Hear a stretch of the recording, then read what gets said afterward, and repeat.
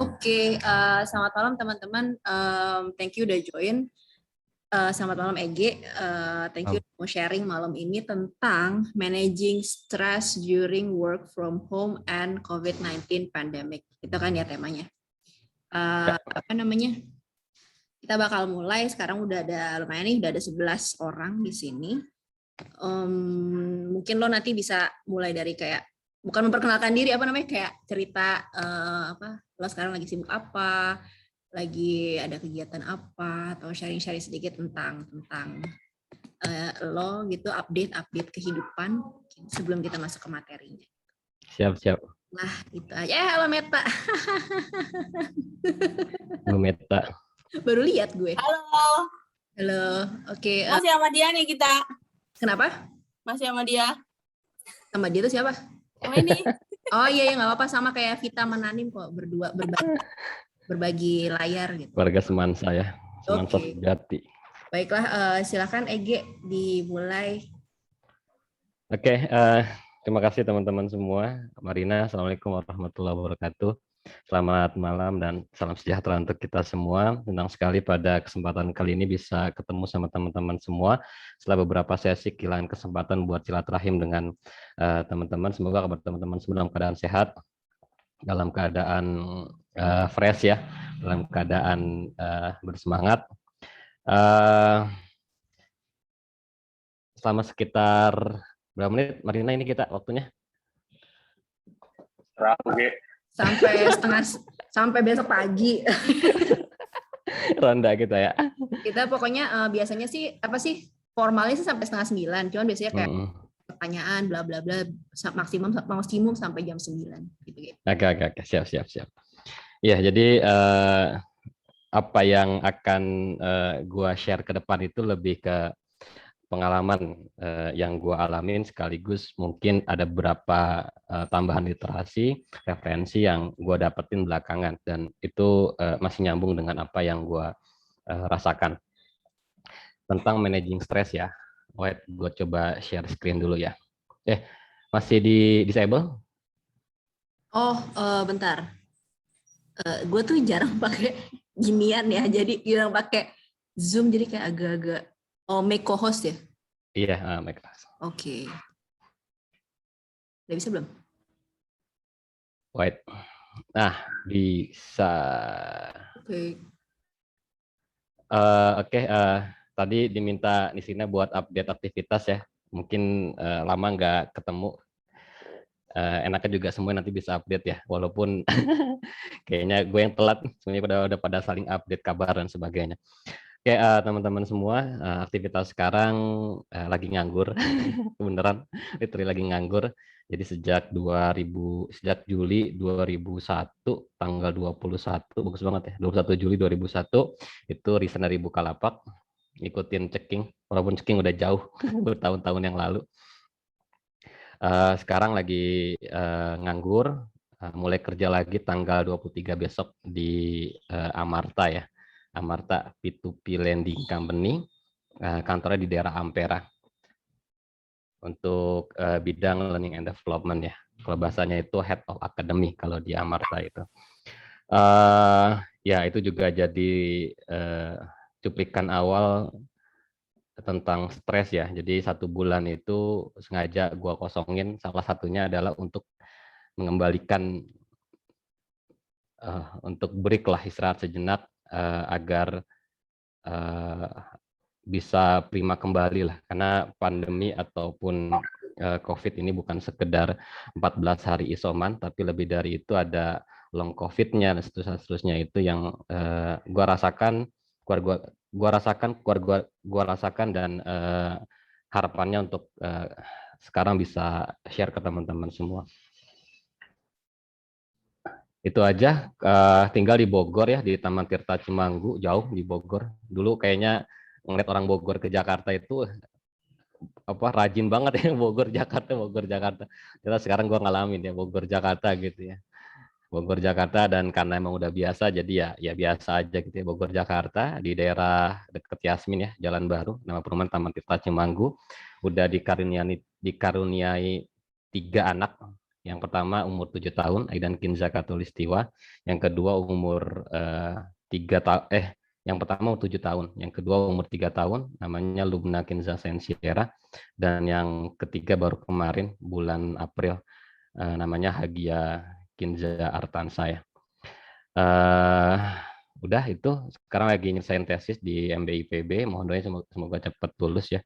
Main juga nyempetin 1 bulan itu kolokvium proposal, jadi biar nggak terlalu stres pas kerja sambil kuliah gitu. Kemarin stres banget tuh, kerja, tugas, UAS, kuliah, wah stres luar biasa. Tambah lagi efek COVID-nya masih terasa. Oke, itu aja mungkin ya teman-teman untuk update kabar. Kita masuk ke agenda. Jadi pada kesempatan kali ini kita akan ngomongin tentang managing stress, khususnya dalam menghadapi WFH dan COVID-19 pandemik ya. Di sini pada WFH kan ya, WFH ya. Jadi sebelum jauh ngomongin. Gua enggak. Ibu rumah tangga gak? Oh, ibu rumah tangga ya. Iya ya. Ya mungkin nanti ada beberapa yang sedikit, walaupun sedikit bisa bermanfaat ya konteksnya untuk ibu rumah tangga ataupun orang-orang yang tetap kerja ataupun mungkin WFO gitu ya. Teman-teman semua, sebentar ya, gua share lagi. Ya, jadi WFH ini, gua nggak tahu nih teman-teman yang WFH mungkin bisa kasih pendapat juga ya. Kalau yang gua rasakan dan beberapa orang yang mengkonfirmasi punya pendapat yang sama, bahwa WFH itu tidak seperti ekspektasi di awal ya. Jadi kalau ekspektasi di awal kita punya fleksibilitas waktu untuk mengatur antara kehidupan personal dengan kehidupan profesional, keluarga dengan kerjaan, tapi selama WFH itu kayaknya kok meeting gitu ya, bahkan lebih padat, lebih banyak meeting dibandingkan kerja biasa. Kalau dulu mungkin meeting maksimal 2-3 lah dalam 1 hari. Dan itu juga di sela-sela ya. Jadi ada waktu refresh, ada waktu bercanda, ada waktu break dan sebagainya. Tapi selama WFH, meeting itu bisa full. 8 jam kerja, itu 8 jam meeting. Dan 1 meeting 1 jam, 1 jam, 1 jam gitu ya. Dan bahkan di beberapa perusahaan, saking itu fenomena ada, itu kalau di perusahaan saya yang lama nih, yang per 21 Juli tadi itu udah nggak di situ lagi, itu bahkan ada self care hours ya. Jadi ada jam-jam tertentu yang memang dilarang untuk meeting. Jadi udah ada larangan tuh. Itu saking ditemukan fenomena yang istilahnya kok kayaknya meeting terus gitu ya. Jadi jam 12 itu nggak boleh ada meeting, terus juga setelah jam 5:30 itu nggak boleh ada meeting. Itu saking harus dijaga ini, jangan sampai meeting, karena sebagai manusia kita juga butuh istirahat. Dan kalau di awal mungkin kita ngerasa ya yang muncul di awal di saat pertama kali kita merasakan WFH, kalau di perusahaan saya yang lama itu kan sebenarnya remote working itu sudah ada ya. Cuma ya kita juga nggak enak kadang-kadang gitu ya, pengen remote tapi kok kayaknya nggak enak gitu ya. Akhirnya adanya WFH itu jadi, enak nih WFH nih gitu ya. Bisa fleksibel ngatur waktu antara kerjaan, hobi, keluarga, anak, dan seterusnya. Muncul satu optimisme ya, makanya muncullah stres ya. Jadi ya stres itu dibagi 2, ada stres, ada distress. Kalau stres itu secara perception itu muncul tantangan, kita tertantang untuk bisa menghadapi, untuk bisa mengarungi satu pola kerja yang baru yang namanya WFH. Nah, kalau distress itu yang muncul bukan secara perception, itu bukan tantangan, tapi kita merasa terancam gitu ya. Nah, di awal WFH kalau gue pribadi merasakan itu ada tantangan gitu. Wah, enak nih kerja dari rumah gitu ya, bisa ngatur ya, bahkan bisa kerja sambil ngomong anak gendong-gendong gitu. Gitu. Jadi muncul stres gitu. Nah, karena stres jadi awal-awal tuh seneng tuh biasanya ada timbul motivasi. Karena timbul motivasi lebih produktif biasanya. Jadi ciri-ciri stres itu secara perception menganggap itu sebagai sebuah tantangan, karena menganggap sebuah tantangan muncul motivasi akan lebih produktif sehingga performance meningkat lah kayak gitu kalau stres tuh. Tapi kalau di stres itu yang muncul di awal perceptionnya itu lebih ke ancaman gitu, rasa takut. Karena rasa takut, maka yang muncul di keduanya itu bukan lagi motivasi, tapi kekhawatiran yang berlebihan. Makanya distress ini yang berbahaya. Ya, stres itu sebenarnya bagus. Beberapa kasus kita harus ada di posisi-posisi yang stres, men-stretch diri kita sedemikian rupa. Tapi ingat, stresnya bukan stres yang menghancurkan, tapi stres yang memotivasi kita, stres yang membuat kita bergairah, stres yang membuat kita bisa hidup. Nah, ini lagi ya, jadi WFH tuh awal tuh stres gitu, seneng gitu ya. Tapi ternyata realitanya stresnya di awal, karena stres itu salah satunya dia punya jangka waktu. Jadi kalau misalkan terlalu panjang, ya ada rasa jenuh di situ, stagnan, muncullah yang namanya distress. Makanya stresnya di awal, terus distress, makin down. Tambah lagi di tengah kondisi distress itu, datanglah penyakit kebagian yang namanya positif gitu ya. Nah, itu makin parah tuh, gitu. Teman-teman semua, beberapa faktor yang membuat WFH menjadi begitu menantang, ya, khusus dalam konteks menghadapi stres adalah hampir semua perusahaan, baik yang katanya technology company ataupun bahkan apalagi gitu ya, yang non technology company, itu merasakan kondisi di mana mereka harus survive di kondisi yang ada. Ketidakpastian akibat pandemi itu terasa. Maka kondisi ketidakpastian itu, VUCA itu membuat perusahaan itu survival mode semua gitu ya. Karena survival mode itu membuat tekanan pekerjaan itu menjadi lebih tinggi. Tambah lagi beberapa behavior yang harus kita lakukan itu behavior yang baru ya, yang membuat kita tidak nyaman, yang membuat kita mungkin harus menyesuaikan diri ekstra agar tetap bisa menjalankan operasional yang ada gitu ya. Belum lagi yang kedua, jikalau jadi WFH ini bukan sekedar memindahkan ruang kerja dari dari kantor ke rumah, bukan sekedar itu. Yang lainnya kategoris paribus enggak sekedar itu, tapi di saat kita WFH itu bercampurnya ruang personal, keluarga, dan profesional. Kalau dulu kita WFO, kita bisa memisahkan antara ruang personal, ya, jadi EG di rumah tentu dengan EG di kantor itu berbeda, pasti berbeda secara emosi, ya, secara behavior yang dimunculkan itu ada perbedaan. Makanya kalau misalnya kita belajar di ESC itu kan ada 3 mas ya, ada wajah kita di publik, wajah kita di diri kita sendiri, sama wajah kita di keluarga orang terdekat itu terasa gitu ya. Nah, WFH ini itu mencampur itu semua gitu ya, yang seringkali itu menimbulkan konflik tersendiri. EG di kantor dengan segala tekanan yang ada, muncul situasi atau emosi yang tinggi. Nah, di saat yang sama pula, di ruang yang sama, ada anak yang sedang sekolah gitu ya, dengan segala keribetannya. Tambah lagi ada bocil yang minta pipis, minta gitu ya. Bercampur dalam satu ruangan. Itu sumber stres yang sebagai sebagian orang itu jadi luar biasa gitu ya. Belum lagi isu-isu yang berhubungan dengan isu kesehatan pribadi dan keluarga. Tambah lagi mungkin ada kondisi-kondisi ajaib orang-orang terdekat kita yang tidak percaya COVID-19 gitu ya. Padahal dalam satu perbentengan, kalau satu lemah itu kan jebol satu benteng gitu ya. Nah, itu ada hal-hal yang menjadi sumber pikiran lah gitu ya. Next. Nah, oke, kalau teman-teman ada pertanyaan mungkin bisa langsung aja kali ya, kita diskusi aja. Saya yakin teman-teman juga nanti yang background mungkin psikologi atau punya pengalaman yang sama, itu bisa saling sharing ya dari pengalaman tersebut. Nah, menghadapi itu semua, jadi singkat cerita nih, kembali ke pengalaman saya, Maret 2021, itu positif COVID-19 ya. Itu satu keluarga, saya, istri, anak saya nggak swab karena kami nggak punya pilihan untuk memisahkan anak dengan kami. Jadi kami asumsikan positif. Satu keluarga kumpul. Nah, di waktu yang sama juga ibu mertua, terus juga ada ipar dan keluarganya, gitu ya. Itu satu klaster lah, gitu ya.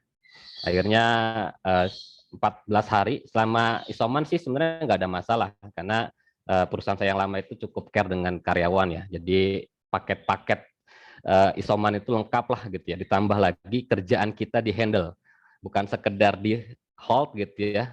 Tapi nanti kita masuk kita enggak, tapi dikerjakan. Jadi secara ini. Nah masalahnya itu pasca COVID-19. Yang pertama saya punya mungkin bukan komorbid juga ya. Jadi sejak kerja di perusahaan eksportir udang di kawasan industri Ancol tahun berapa tuh ya? Pas lagi mau pindah tuh ke Kogindo kalau nggak salah tuh, AB anak perusahaannya AB itu BJB, tes kesehatan ternyata ada flek di paru saya gitu ya. Di paru gua ada flek. Nah sejak saat itu wah ini kayaknya kena nih gitu ya. Jadi kan kalau pabrik itu dingin gitu kan, namanya eksportir udang kan didinginkan dulu dan memang historinya setiap kali kita ada cek medical check up rutin di perusahaan tersebut itu semakin meningkat jumlah orang-orang yang kena TBC paru gitu. Wah, kena gitu. Nah, kemarin Maret 2021 itu efeknya terasa gitu. Efeknya terasa sampai kok sekarang udah mendingan. Karena efek itu semakin menguat karena stres juga gitu. Sekarang sudah mulai enakan. Nah, efek yang kedua adalah dari COVID itu adalah ini apa namanya? Merasa on. Parah ada on. Jadi pelupa gitu ya. Lupanya parah. Karena pada suatu ketika gue ngunciin anak, istri, anak ada ya anak tiga-tiganya di mobil sama istri, gue ke atas, gue kunci aja gitu, gue kunci di mobil, padahal mobil itu mati.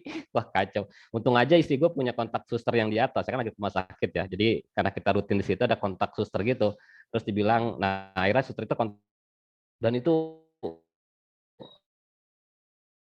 nyata gitu ya. Belum lagi hal-hal yang ya, kerjaan gitu ya, dan harus gerak cepat tentunya.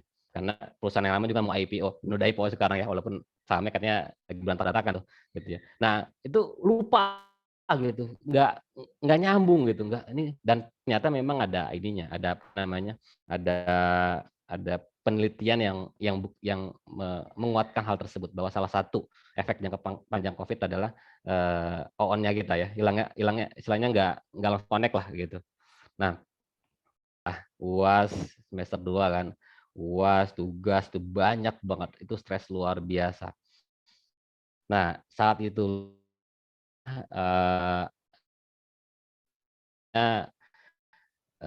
bagaimana kita mengenal diri, mengenal misi pribadi kita, misi keluarga kita, hingga akhirnya karena itulah gue memutuskan buat resign dari Buka. Belum ada kerja, kepikiran mau kerja apa.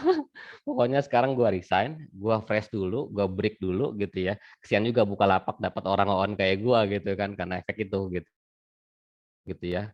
Sekarang masalah kesehatan, keluarga, statusnya, gue break itu Juli gitu ya.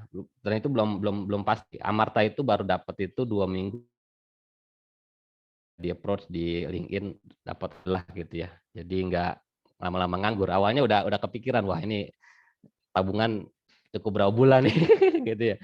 Lah jalanin dulu aja gitu ya. Rezeki Allah yang nanggung gitu ya. Yang penting kita ikhtiar. Nah itu. Nah salah satu yang gue lakukan adalah banyak kan bahasanya itu stay at home ya. Itu kayak uzlahnya kita lah.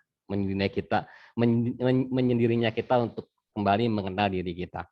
Nah, mengenal di sini bukan dalam konteks sekedar kelebihan dan kekurangan, tapi lebih dalam dari itu adalah tentang values ya, set of values, tentang belief and values kita. Belief itu hal yang kita yakini benar dan salah, values itu hal yang kita anggap penting tidak penting. Mungkin sebagian teman-teman agak bingung memisahkan atau membedakan antara belief and values. Belief itu bicara tentang benar salah. Gue yakin sebagian besar, bahkan mungkin seluruh masyarakat dunia, Indonesia gitu ya, khususnya, itu meyakini bahwa jujur itu baik, itu belief. Baik, tataran yakin. Tapi tidak semua orang meyakini Ya, tidak semua orang menganggap bahwa jujur itu penting. Maka banyak orang yang kalau ditanya jujur itu baik, ya dia mengatakan jujur itu baik. Tapi tidak semua orang menerapkan itu karena mereka belum memasukkan belief itu, statement bahwa jujur itu baik dalam sebuah keyakinan penting gitu. Itu jadi bedanya antara belief and feel. Nah, penting kita untuk bisa, kalau belief mungkin ya itu standar lah ya di tatanan sosial kita hampir punya belief yang sama gitu ya. Bahkan perbedaan agama tidak menyurutkan itu ya, beberapa belief yang universal. Nah, tapi kalau values ini semua orang berbeda-beda tergantung dari background pengalamannya. Penting untuk kita mengidentifikasi values dalam diri kita, hal-hal yang kita anggap penting dalam hidup kita, karena sesungguhnya rangkaian kehidupan kita, bahwa hidup kita merupakan rangkaian keputusan-keputusan yang kalau kita sadari, ya kita sadari ataupun kita tidak sadari, itu didrive oleh values kita. Kita marah dengan sesuatu karena sesuatu itu menyinggung values kita. Maka saat teman-teman tiba-tiba marah gitu dan teman-teman nggak tahu kenapa teman-teman marah, itu patut dipertanyakan. Berarti ada sesuatu yang salah. Karena harusnya kita tahu apa yang membuat kita marah berawal dari kita mengetahui values kita.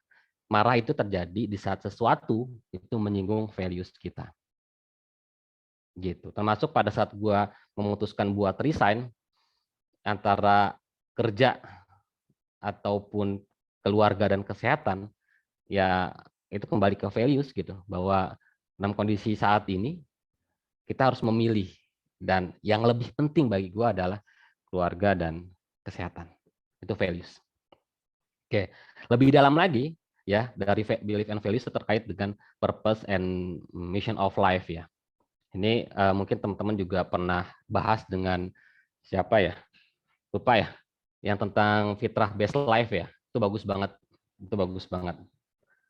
jadi salah satu yang gue dapat tentang purpose of life ya, awalnya itu sebagai seorang muslim, bahwa purpose of life kita tuh sudah ditentukan oleh Allah Subhanahu wa taala. Untuk apa? Untuk ibadah gitu ya, beribadah kepada Allah Subhanahu wa taala. Jadi segala aktivitas kita mulai dari bangun tidur sampai dengan tidur, sampai bangun tidur lagi, dan bahkan saat tidur itu harapannya bernilai ibadah gitu ya. Kalau mission of life kita apa? Mission of life kita itu udah tentukan juga ya, khalifah mengatur memimpin dunia ini sedemikian rupa gitu ya, dengan peran-peran kebaikan kita. Nah, peran-peran kebaikan ini spesifik di bidang masing-masing.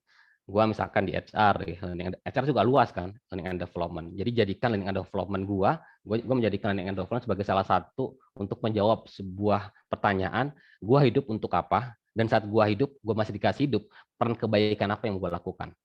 Gitu, itu mission of life.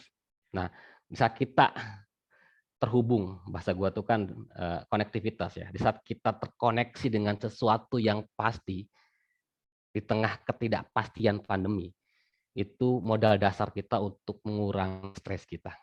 Karena stres itu terjadi di saat kita di ruang hampa tanpa sinyal, bahkan ya sederhananya ya, analogi sederhananya kalau misalnya kita lagi di suatu tempat terus nggak ada koneksi HP, itu kayaknya ada sesuatu yang galau gitu ya. Itu juga gitu.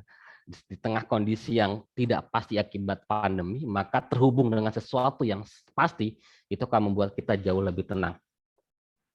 Kita takut nih, wah nanti keluarga, wah ini gimana jaga anak-anak nih biar gak kena COVID dan sebagainya gitu ya. Ya kita ikhtiar, kita hanya bisa ikhtiar. Nah, itu terkoneksi lagi kan. Kita hanya bisa ikhtiar, mindful sedemikian rupa agar kita tidak kena. Pun kalau misalkan saat kena, ya pada Allah sudah menentukan. Kita mencoba untuk bisa melewati itu dengan baik. Gitu. Nah, terkait dengan konektivitas, ini salah satu artikel bagus banget dari HBR, Harvard Business Review. Dia mengatakan ada 4 ya motivation traps yang membuat karyawan tuh demotivasi. Gue pengen ngebahas yang pertama. Yang pertama itu values mismatch. Jadi konektivitas itu juga perlu dihubungkan, perlu dibangun kembali dengan perusahaan. Kalau tadi kan kita mengenal diri sendiri gitu ya. Dengan begitu kita mengenal purpose of life, mission of life kita, yang harapannya kita terkoneksi dengan sesuatu yang pasti Allah Subhanahu wa taala. Tapi dalam konteks lebih kecil lagi, perusahaan, kita kerja itu harus terkoneksi dengan mission statement ya, dengan misi utama dari perusahaan. Jangan sampai kita kerja, kita nggak bisa menemukan itu, sehingga kita cuma kerja ya sekedar kerja saja gitu ya. Nggak ada sesuatu yang lebih istimewa, yang lebih mulia yang kita kerja di pekerjaan tersebut.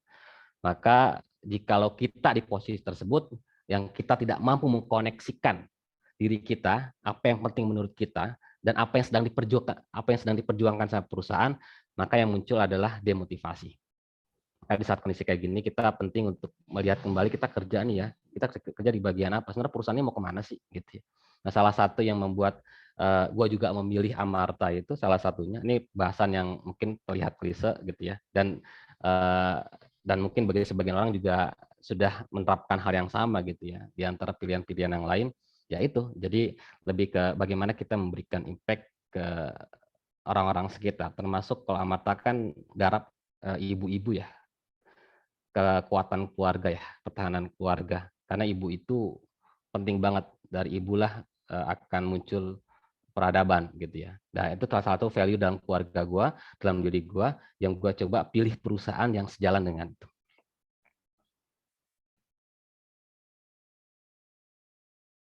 Oke, yang kedua tadi prinsip yang pertama. Jadi kita akan membahas apa namanya, how to manage itu lebih ke hal-hal yang sifatnya prinsip. Nanti ada life hack for reducing stress ya. Itu lebih ke tips and trick dah. Hal-hal yang sederhana yang bisa kita lakukan untuk bisa mengurangi stres kita.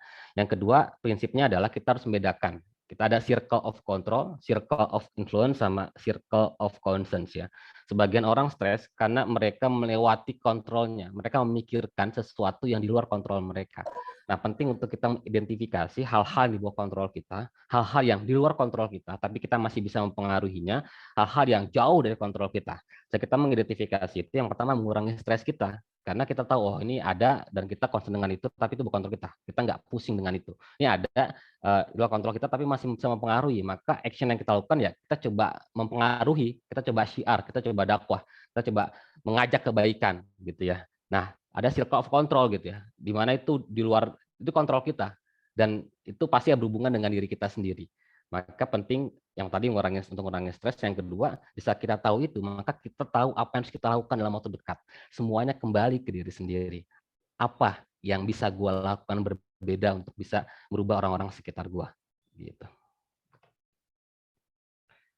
Nah, yang berikutnya tentang realistik dan mindful ya. Ini ngebahas tentang bahwa mau gimana pun pandemi ini merubah banyak hal dalam hidup kita. Maka karena perubahan-perubahan tersebut harusnya kita kembali men-set ekspektasi kita sedemikian rupa sehingga mampu untuk bisa, karena sumber stres, salah satu sumber stres juga di saat ekspektasi tinggi, kita masih set ekspektasi kita tinggi, tapi realitanya kita terkendala dengan banyak hal karena pandemi. Maka men-set kembali ekspektasi kita itu membuat kita jauh lebih nyaman, jauh lebih tenang untuk bisa menghadapi masa-masa pandemi.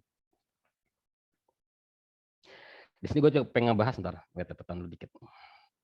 Ngebahas tentang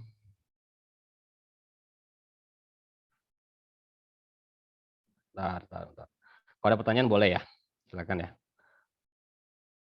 Oke, tentang overthinking ya, salah satu sumber stres adalah overthinking ya. Mungkin bagi sebagian teman-teman yang secara karakter itu mungkin kalau di DSC-nya itu dominans ya, terus juga DISC ya, compliance gitu ya, orang-orang yang mungkin punya potensi overthinking yang lebih gitu ya. Nah, overthinking ini harus dihindari di kondisi saat ini. Karena bisa kita menerapkan tadi circle of control, influence sama concern, itu salah satu tips untuk kita bisa mengurangi overthinking kita.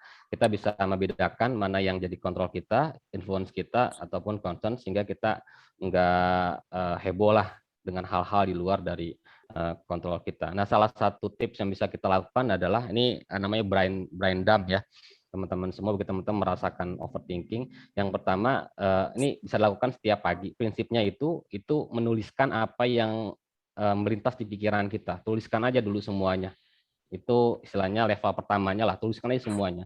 Dan kita menuliskan itu akan mengurangi kepusingan kita akibat overthinking.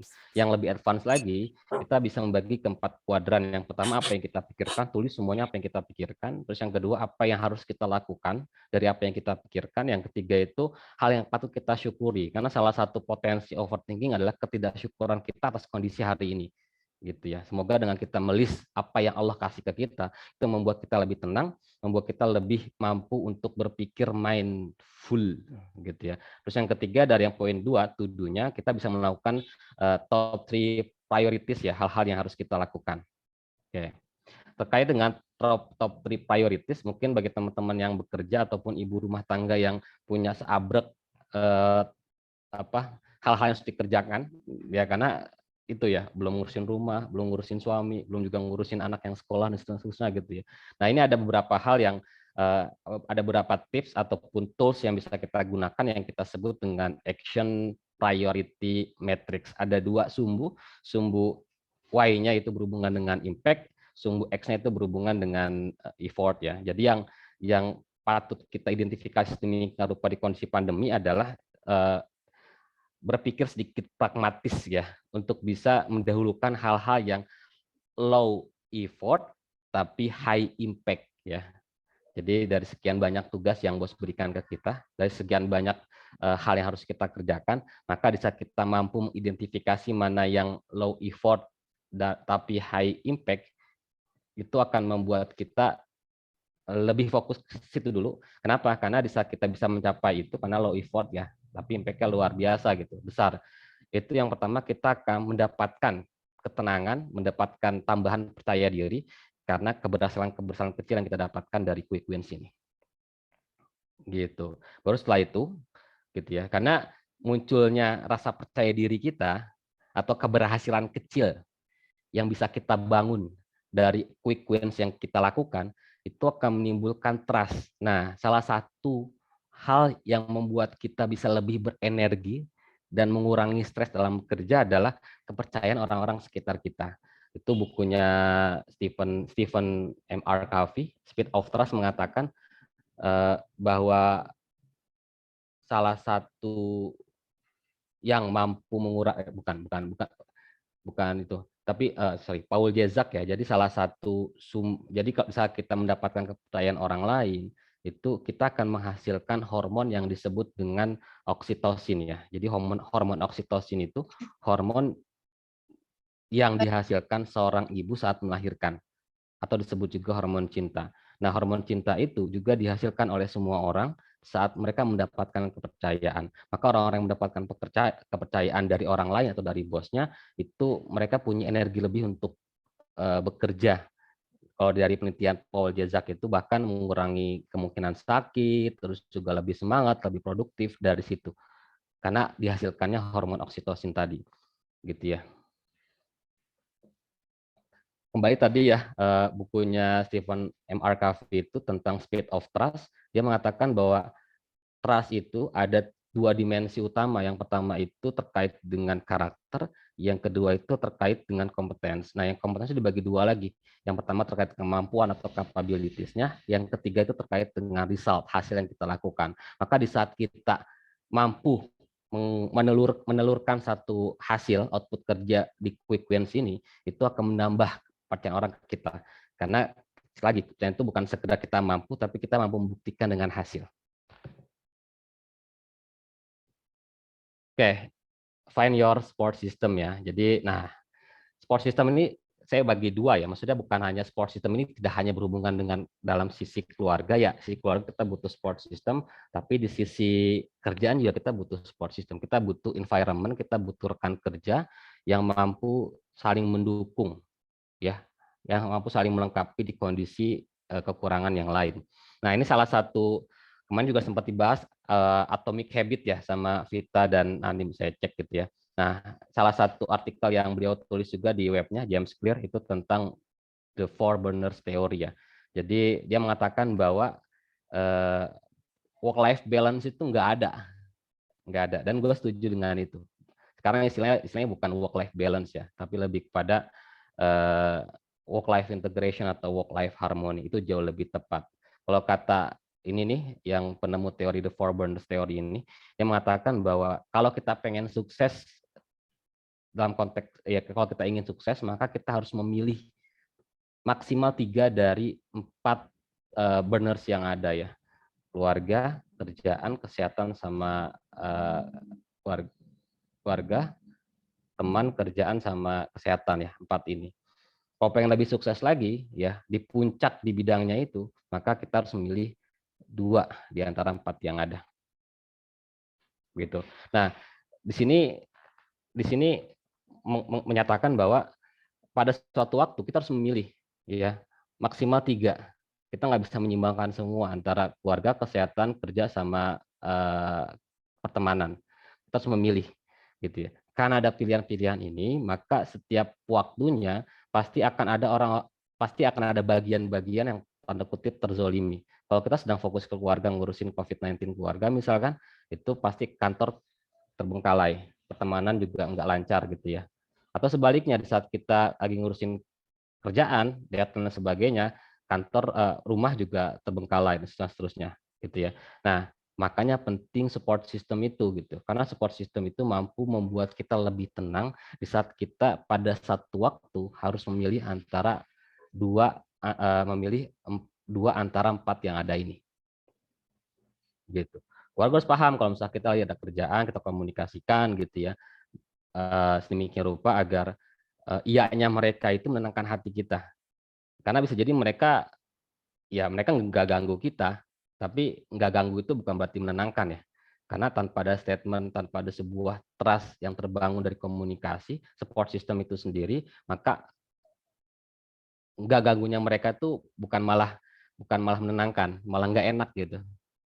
Tambah lagi teman-teman yang punya value itu keluarga gitu ya, nggak enak banget rasanya gitu ya. Makanya komunikasi, adanya sebuah kepercayaan atau keyakinan bahwa keluarga sedang mendukung kita yang sedang mencari nafkah, itu kan jauh lebih menenangkan. Ya, terakhir teman-teman semua, untuk yang how to manage-nya, setelah tadi kita ngomongin tentang purpose of life, ya itu kan jadi kayak kompas kehidupan kita. Dengan itu kita menjalankan peran-peran kebaikan kita, mission of life, berdasarkan value yang dalam diri kita. Karena setiap keputusan kita, sekali lagi, itu akan mengarah secara disadari atau tidak disadari, itu akan di-drive oleh values dalam kehidupan kita. Maka harus kita ngomongin tentang circle of control dan sebagainya, terus juga bagaimana kita mampu membangun prioritas, jangan overthinking, keluarkan semuanya, lakukan berdasarkan itu seterusnya. Maka terakhir untuk mengunci itu semua, ya agar kita tidak kembali ke kerutan masalah, ya di tengah hiruk pikuk informasi yang ada, maka kita harus berani mengatakan tidak, gitu ya.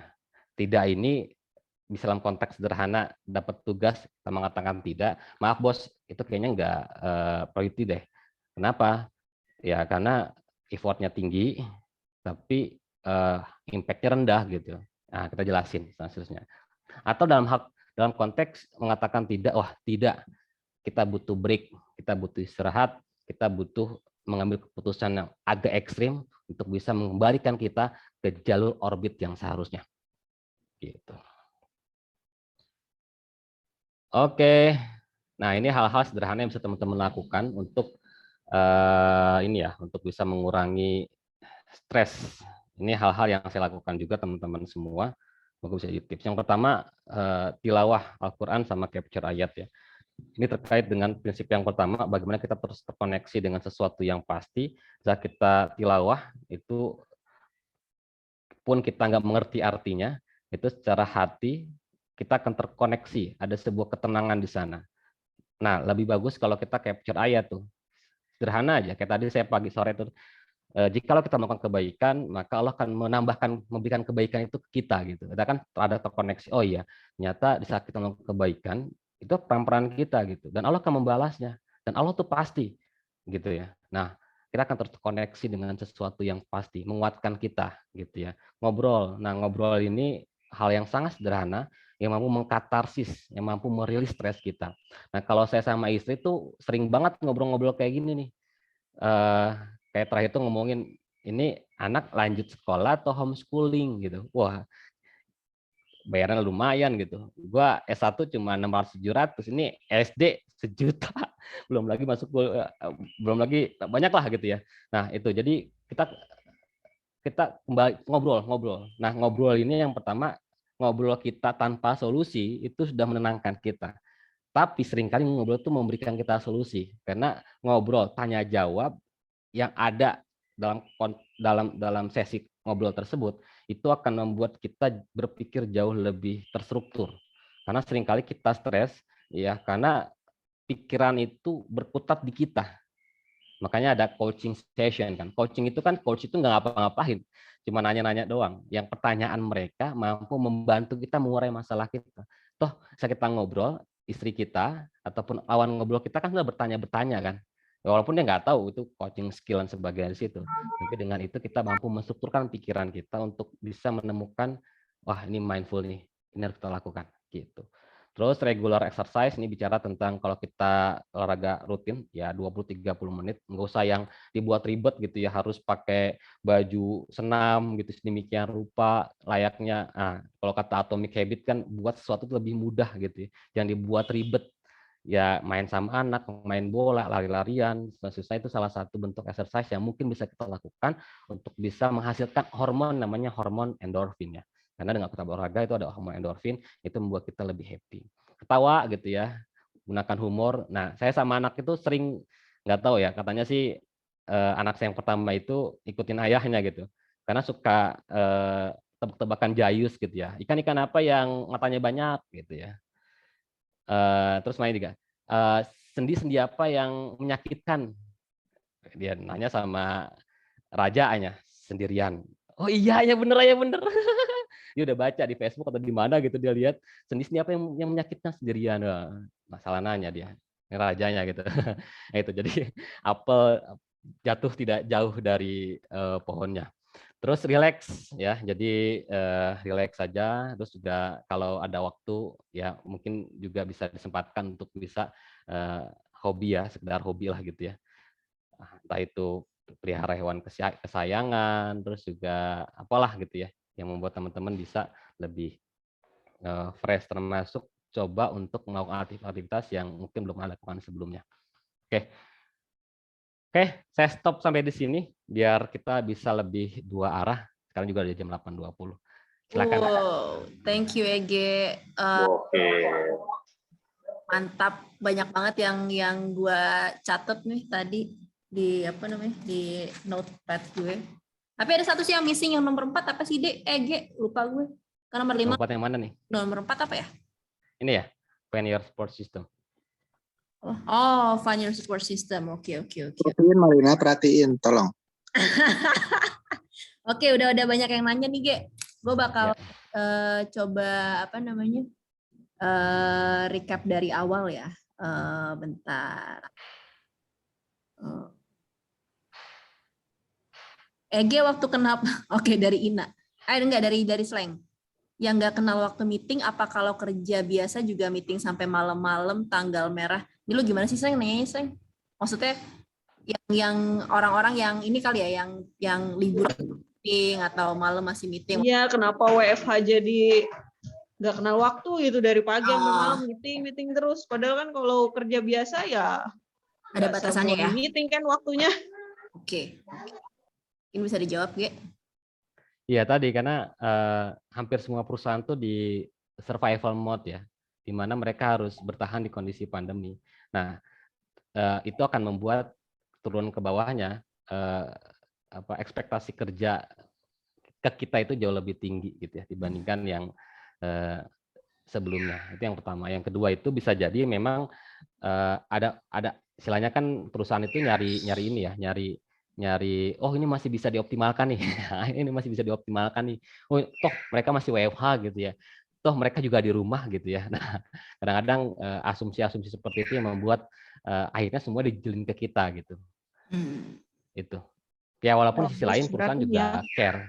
Karena kan ada bos di atas nih bahaya nih. Iya, karena di sisi lain juga beberapa perusahaan termasuk perusahaan tempat gua kerja sebelumnya itu mereka cukup care ya. Mereka sharing session itu sekarang tuh bukan sekedar hal yang berhubungan ke kompetensi, pengembangan kompetensi, tapi topik-topik yang dulu nggak pernah dibahas kayak dunia parenting, komunikasi dengan anak, well-being, wellness dan sebagainya itu dibahas di situ. Jadi memang satu sisi mereka memberikan fasilitasnya, memberikan sarana belajarnya, di sisi lain memang tuntutan kerja memang seperti itu gitu. Gitu. Oke, baik, sudah jelas, Leng? Siap, sudah. Oke, thank you. Nah, ini dari Ina. Nah, ini berhubungan sama sejarah lo kena COVID sih, G. Ege waktu kena positif COVID-19 berawal atau faktor predisposisinya dari stres ini kah? Atau gimana? Oh enggak. Jadi awalnya kena COVID itu baru stres. Jadi oke, terbalik ya. Jadi kayaknya sih kita masih menebak-nebak ya, karena pertama kali yang muncul gejalanya itu ibu mertua. Nah, di waktu yang bersamaan itu sudah beberapa hari asisten rumah tangganya nggak masuk gitu, karena sakit. Nah, sakitnya itu konon kabarnya habis jenguk orang yang sakit. Di kamu gitu kan ya. Jadi kayak ini. Nah, sejak saat itu ya sudahlah. Dan waktu kena COVID, saya nggak pernah kaget gitu. Jadi ya, karena sudah mencoba, saya udah bilang sama istri, kita semua akan kena COVID pada waktunya. Siap-siap aja, gitu kan. Pas kena COVID nggak terlalu panik gitu. Nah, habis isoman itu, jadi long COVID itunya yang membuat long COVID-nya yang membuat kita jauh lebih terasa gitu ya, karena batuk-batuknya, terus juga apa namanya OON-nya itu, karena OON itu kan tambah stres jadi kita tuntutan kerja semakin tinggi, tapi kita sering lupa gitu, lupanya parah gitu. Itu yang membuat tambah stres. Saya memutuskan buat break dulu ya, Risa. Oke. Ina, ada yang mau ditanyain lagi berhubungan dengan long COVID atau sejarahnya? Oke, udah ya. Thank you, Ina. Nah, ini ada curhat dari Bowo. Yang dibilang Ege membuat percikan-percikan konflik di rumah tangga. Hahaha. Oke, Bowo udah lega abis curhat? Oke, lanjut ke pertanyaan berikutnya. Ina, long COVID. Tadi ada mana ya? ABUI buka nggak sih pas PPKM? Udah dijawab ya sama Nanim. Kita dulu.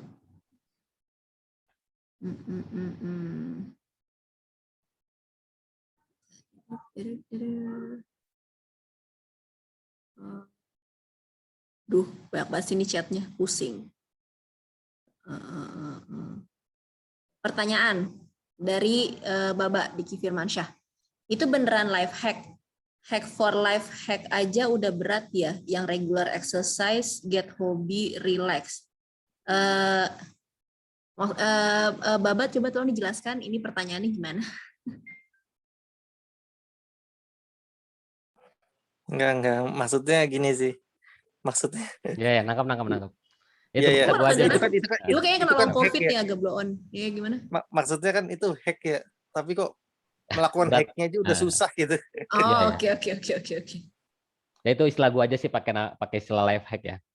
Jadi tips and trick lah ya, mungkin bahasa yang lebih beratnya lagi gitu ya. Life hack itu biasanya kan yang hal sederhana yang bisa kita lakukan itu bahkan mungkin tanpa effort gitu ya. Ya, itu istilah gua aja, Bro. Nah, oke. Udah jelas, Baba? Jelas. Oke, thank you. Pertanyaan dari Ahmad Barlianta. Gue sampai hari ini masih nggak nge sama quick win. Yang gue tahu kalau mau win yang quick ya harus ada orang dalam.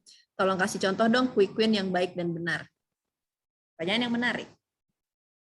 Ya, itu case by case ya, Bro. Jadi intinya kalau ada kerjaan, misalkan ada tugas nih, ada beberapa pilihan lah untuk ada beberapa program yang bisa kita lakukan, maka kita memetakan program tersebut menjadi tadi kuadran tadi ya.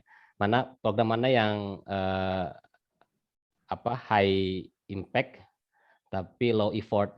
Nah, kita list tuh dari program ini impact-nya apa aja, effort-nya apa aja. Kalau program ini impact-nya apa aja, effort-nya apa aja. Dari situ kita bisa memutuskan, oh ini masuknya ke quick wins. Nah, kalau ini masuknya ke major project ya. Jadi, wah ini penting.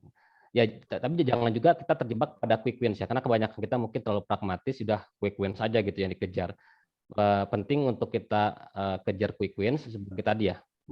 meningkatkan rasa percaya diri, terus juga yang kita, tapi di saat itu udah selesai, yang harus kita kejar untuk keberlanjutan rasa percaya diri itu, atau keberlanjutan orang percaya sama kita ya major project-nya. Karena itu yang akan membuat kita dikenang, legasinya di situ.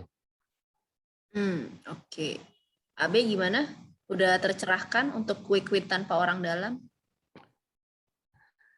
Wah, nggak. Kabar B, aduh, Abe nih. Ini Abe nggak komen. Dah, mungkin Abe lagi sibuk melakukan sesuatu. Pertanyaan lain adalah contoh quick win, mau naikin revenue jual aset. Oke, terima kasih Sena contohnya. Gue izin live duluan ya. Oke, Resber. Terus nih dari Silmina. Kalau sesi ngobrol, EG mengkhususkan waktu atau bikin jadwal atau emang natural aja sama istri? Natural, tapi polanya kebaca di pagi sebelum anak-anak bangun. Itu biasanya kita ngobrol terakhir itu memutuskan desain itu di situ tuh, di pagi hari itu dapat banget mindfulnya gitu. Sampai kita ngomongin kita itu mau apa sih gitu, apa yang mau kita kejar gitu. Pagi saat makan juga termasuk. Jadi polanya tuh jadi kalau misalkan ada isu itu biasanya pagi ada yang mau diobrolin nih gitu ya.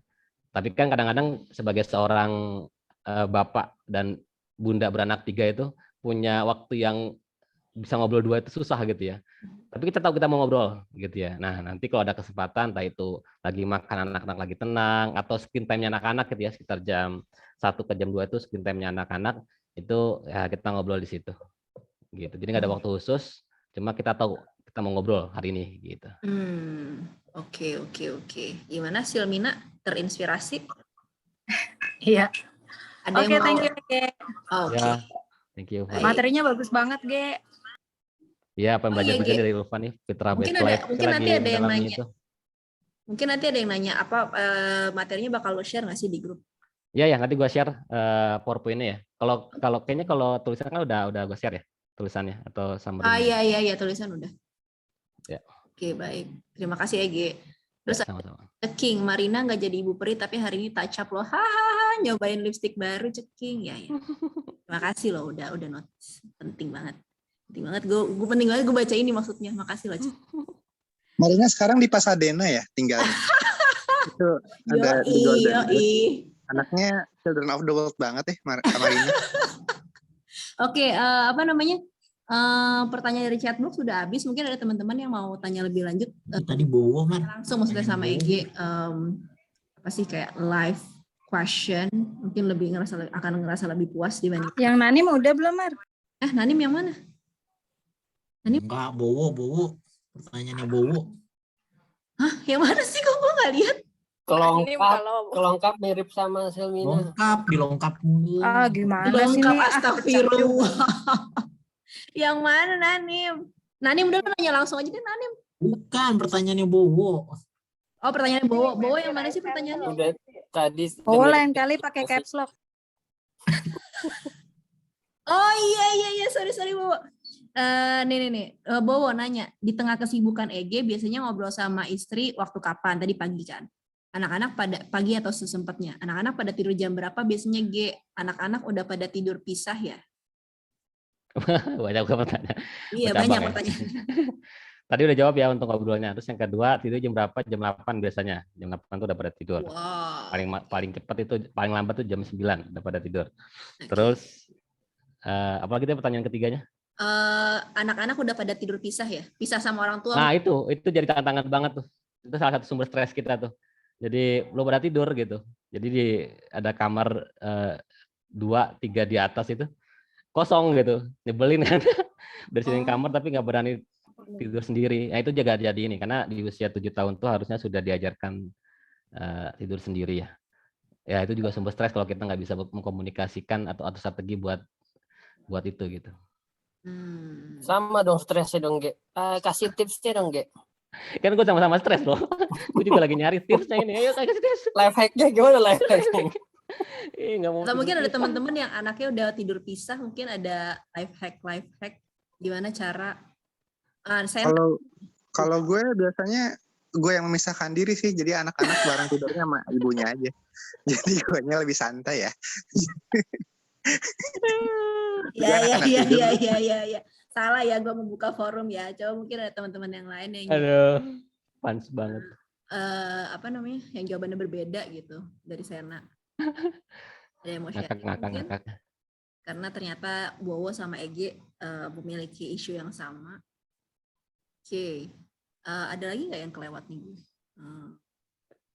Nggak ada kayaknya. Ya, siapa ya? Silakan kalau ada yang mau nanya langsung ke Ege. Ge, Ya, ya. punten Ge. Nanya dong Ge. Ya. Kalau menurut lo nih sebagai orang SDM, pindah-pindah kantor tuh maksimal tuh di umur berapa kira-kira Ge? Oh, kalau sekarang ya lu kerja fresh graduate 2 tahun terus lu pindah juga hal yang wajar ya. Jadi kalau Maksimal sebelum gue pensiun. Iya, kalau menurut penelitian teman-teman Deloitte itu masa kerja generasi sekarang Gen Y, Gen Z itu kisaran rata-rata 2,5 tahun ya. Itu juga penelitian PEW Research Center di USA. Itu 2 sampai 2,5 tahun. Mereka sudah merasa bosan di tempat kerja yang lama. Kalau tidak ada sesuatu yang motivational factor, kan ada hygiene factor, kan motivasi dibagi 2 ya, hygiene factor sama motivational factor. Kalau nggak ada motivational factor, mereka biasanya akan resign. Kenapa mereka resign? Kenapa mereka cepat belajarnya? 2,5 tahun, karena sekarang teknologi sudah mendukung untuk itu gitu. Jadi mereka bisa jauh lebih cepat belajar, meresapi, beradaptasi, sehingga di waktu yang singkat itu mereka sudah banyak belajar dan mencoba untuk mencari kesempatan yang baru. Gitu, Bro. Kalau dari sisi loyalitas gimana Ge? Masih ada poin plus nggak sih? Enggak. Jadi memang sekarang perusahaan yang harus meredefinisikan loyalitas itu sendiri. Karena mau gimana pun itu kan pola ini ya, pola generasi ya. Kalau perusahaan masih mendefinisikan loyalitas sebagai lama kerja, ya mereka nggak akan mendapatkan the best talent di generasi tersebut, Gen Y sama Gen Z. Gitu. Jadi emang loyalitas itu bukan lamanya kerja, tapi saat dia kerja, kontribusi apa yang dia udah lakukan. Kalau kita nggak bisa ngikat dia dengan motivational factor ataupun faktor-faktor yang lain, ya sudah. Karena kesetiaan itu sekarang bukan ke perusahaan, tapi ke karir kita. Kita di bidang apa? Itu yang kita kejar gitu. Di berbagai perusahaan yang bisa menunjang itu. Oke. Berarti sekarang Buzarnya aja masih pindah kerja kok kemarin. SMA 5 ya? Ke SMA 3, terus sampai padahal umurnya udah berapa? Udah mau 60 kali. ini ibu dosen nggak pindah-pindah dong, berarti dari UI pindah kemana nih Meta? Nggak bisa, udah begitu. Sampai 65. Berarti sekarang yang dinilai perusahaan tuh lebih ke arah kualitas kerja, kayak sejarah kualitas kerja orang itu ya gitu. Ingin kayak Iya, betul. Berapa lama sih di perusahaan sebelumnya gitu. Betul. Jadi lebih ke output kerja, kontribusi apa yang dia lakukan di masa kerjanya dia. Oke. Cool. Oke, ada lagi yang mau teman-teman mau nanya ya? Buat Abe, buru-buru pindah Be, udah kelamaan Be. Abe masih di apa ya? Apa?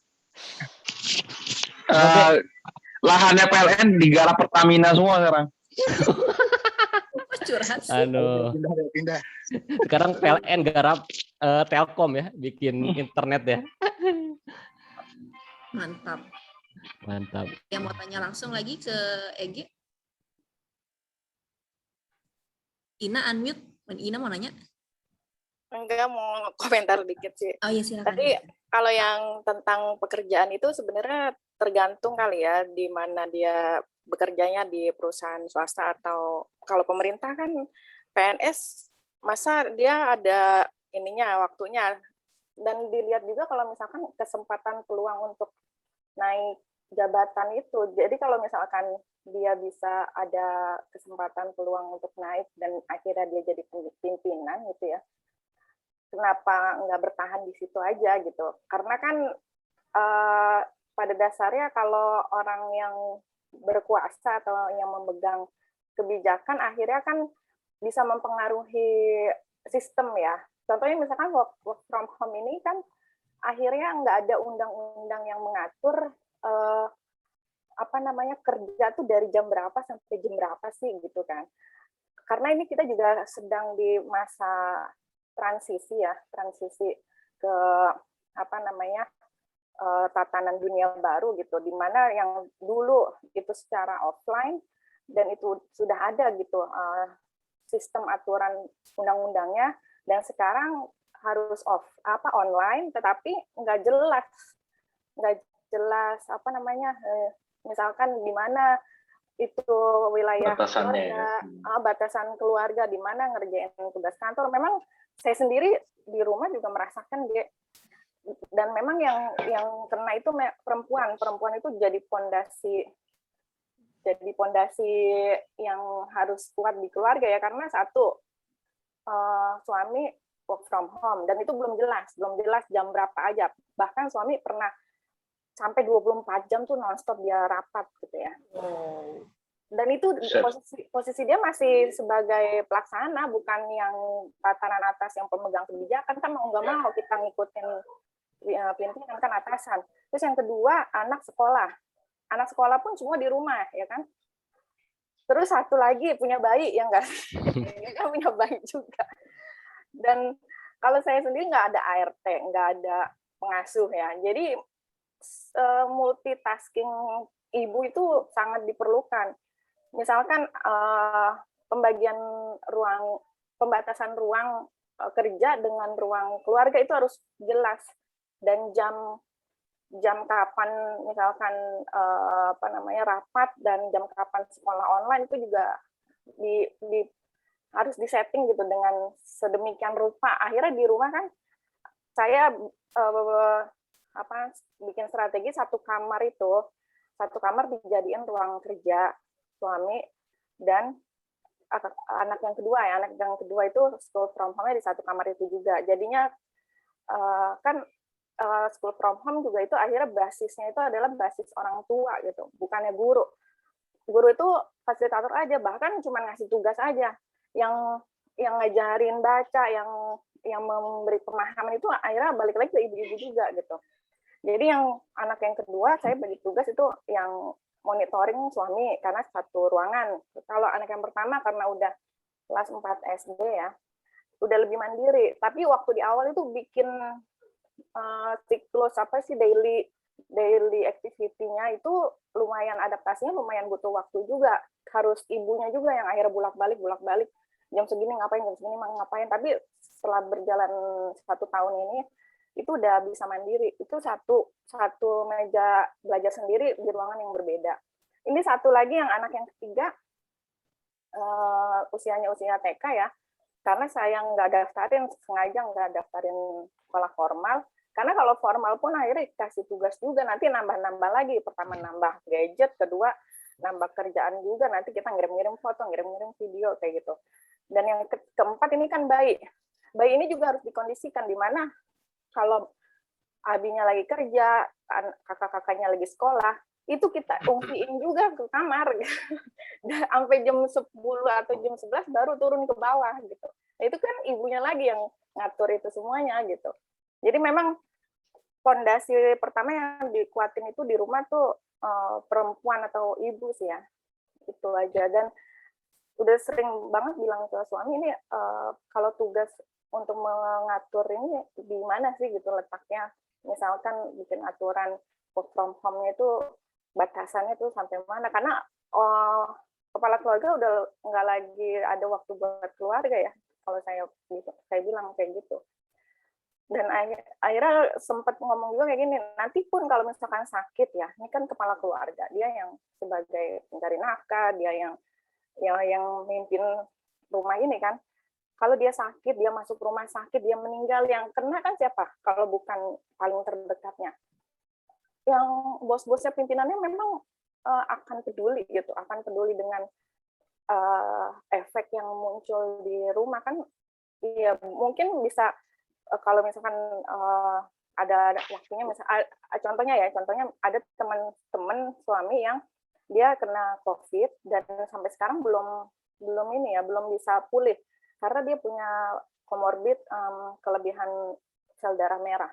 Tapi ketika ditanya sama pimpinan, dia ditanya, gimana kabarnya, udah baikan, padahal belum gitu. Nah, itu ditanya kabar itu karena untuk apa? Dikasih tugas, untuk dikasih tugas lagi gitu.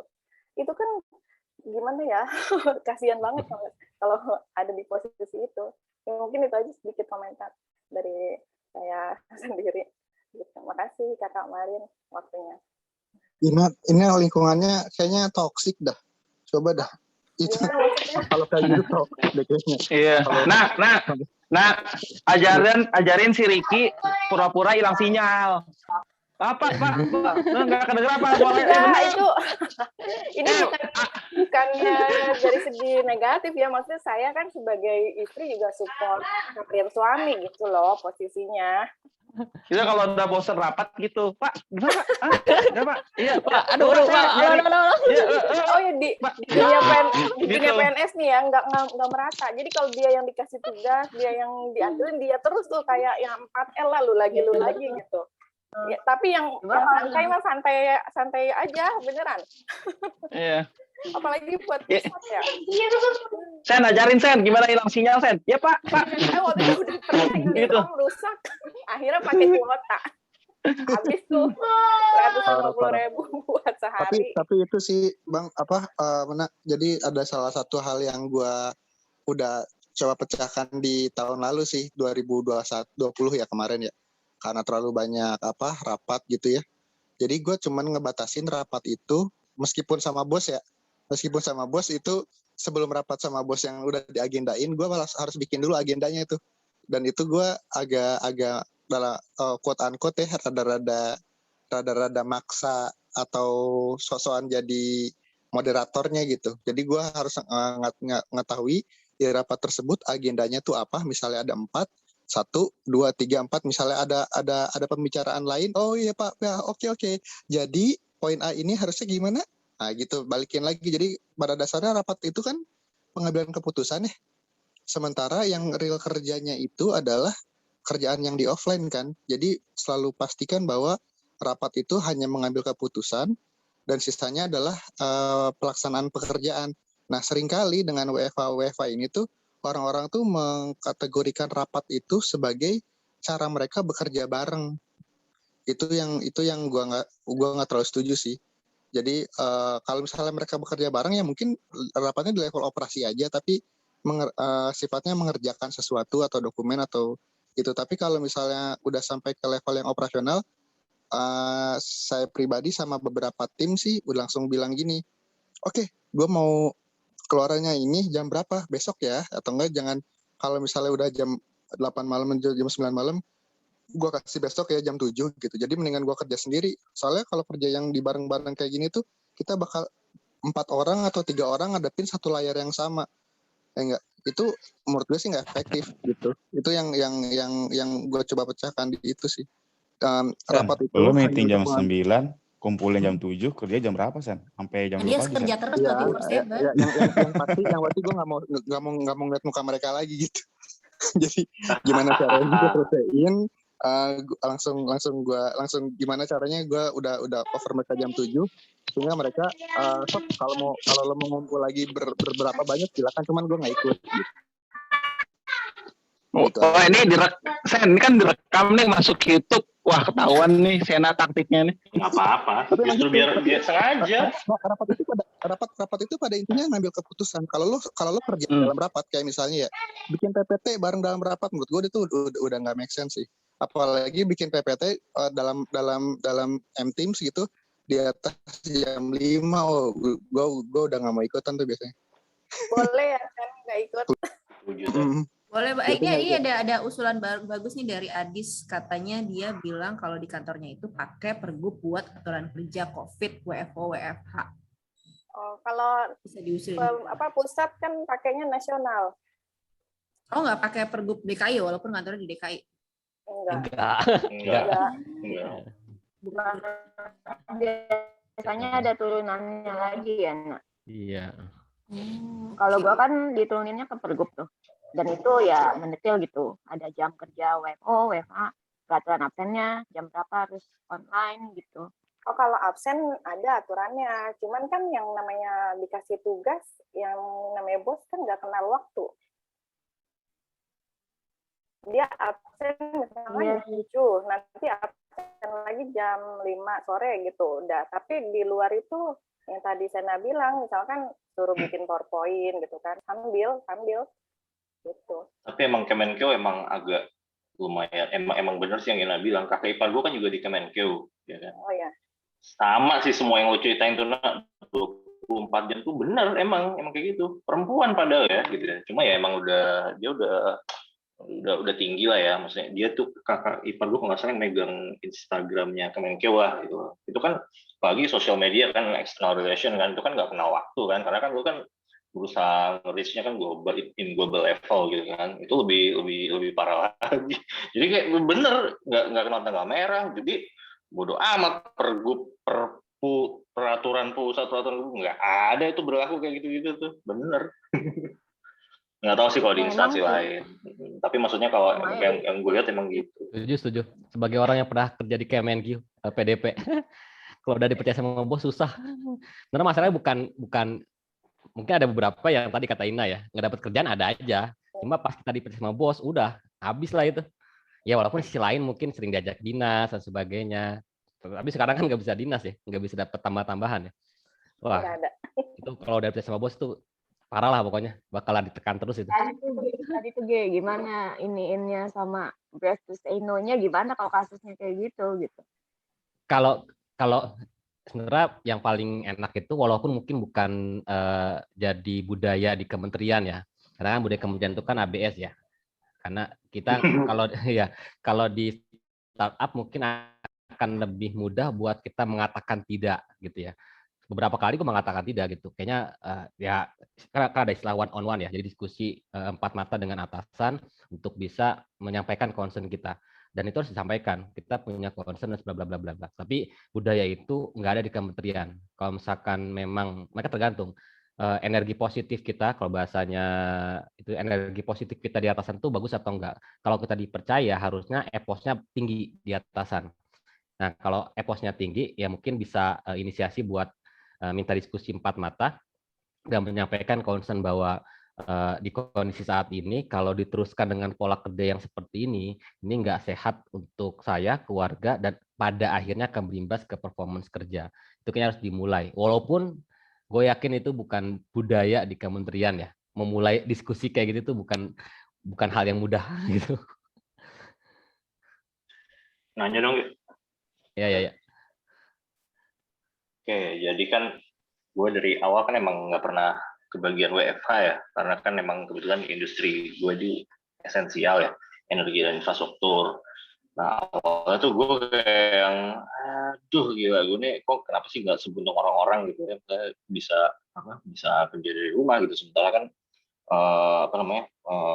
semua kerjaan gue tuh masih bisa dibilang masih offline semua. Bisa sih online, cuma emang mostly kebanyakan offline gitu kan. Tapi makin ke sini gue apalagi tambah sesi ini ya, tambah tadi yang lo presentasiin itu, gue jadi maksudnya udah beberapa bulan terakhir gue malah jadi ngerasa bersyukur karena masih masih bisa kerja, bisa dibilang normal lah gitu. Terutama untuk yang masalah batasan tadi gitu ya. Karena kan sebetulnya kan juga tadinya tuh gue mikir kalau misalnya WFO kan pasti kan risiko kena COVID-nya kan lebih gede gitu.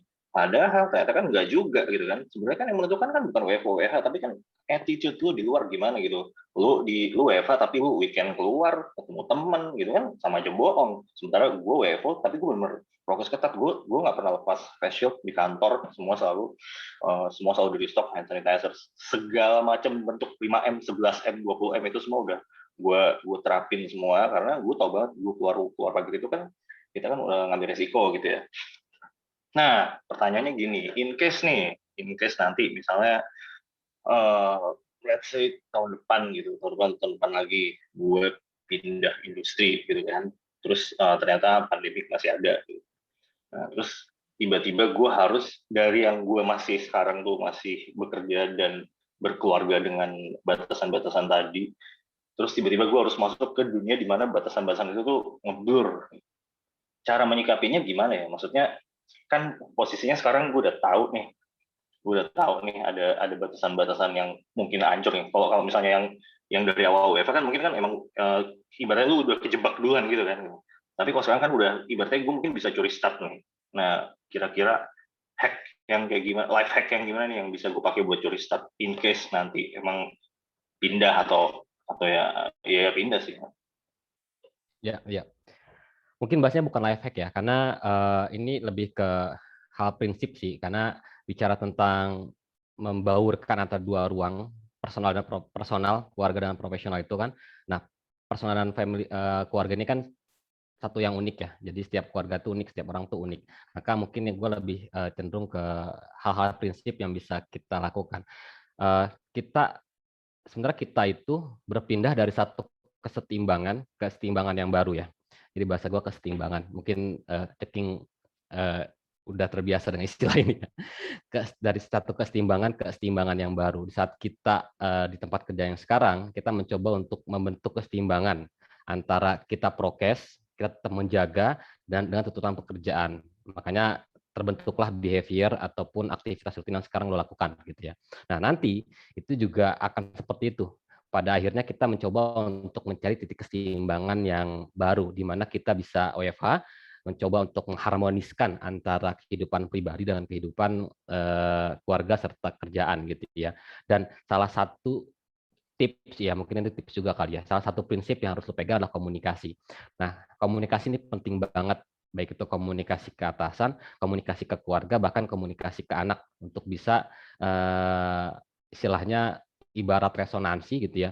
Di saat itu terjadi, itu resonansinya itu tidak terlalu besar sehingga meminimalisir kemungkinan patah ya. Jadi dengan kita berkomunikasi, akhirnya pelan-pelan kita bisa menemukan titik keseimbangan yang baru, yang itu bisa jadi berubah terus gitu ya. Tapi minimal di saat sudah di situ, mungkin interval perubahannya nggak jauh berbeda gitu ya. Jadi komunikasi ini akan membantu kita untuk bisa menemukan titik keseimbangan yang baru dengan pola kerja yang baru.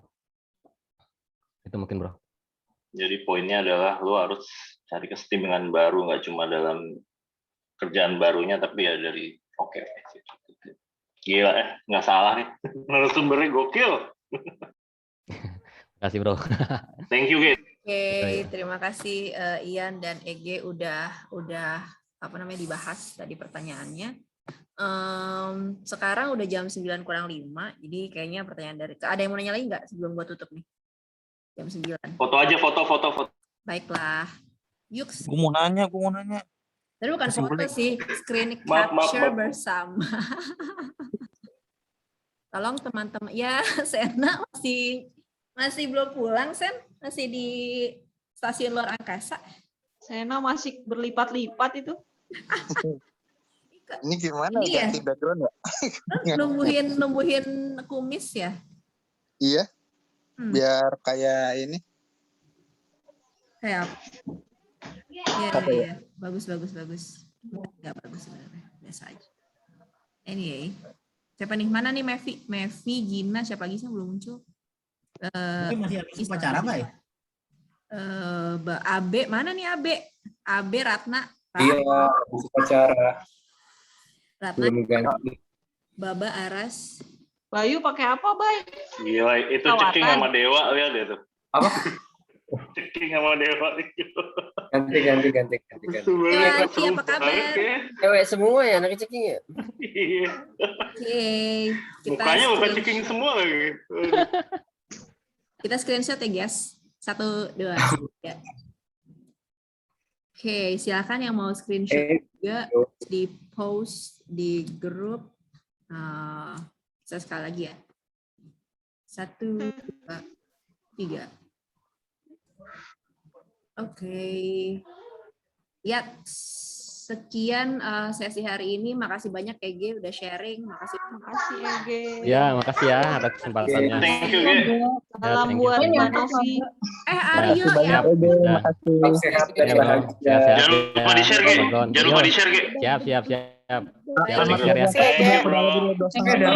Ya ampun.